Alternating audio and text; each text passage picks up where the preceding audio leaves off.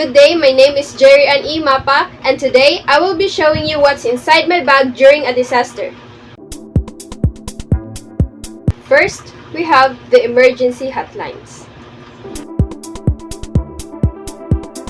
Next that we have is the first aid kit. We also have our medicines.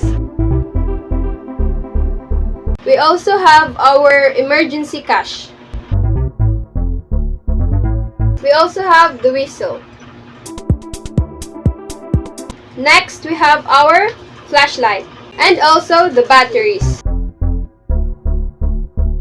Next, we have the canned foods and also the dried snacks. Next, we have is our bottled water. We also have our clothes and also our blanket. Toiletries.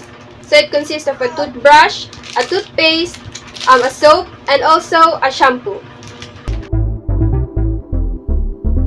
So we also have our sanitary pad. Next that we have is our smartphone. And we also have our charger. So our phone can be used to access the radio. Our earphones. So the earphone can also be used to access the radio using our smartphones.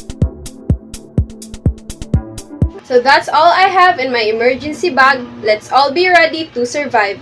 Thank you so much for watching.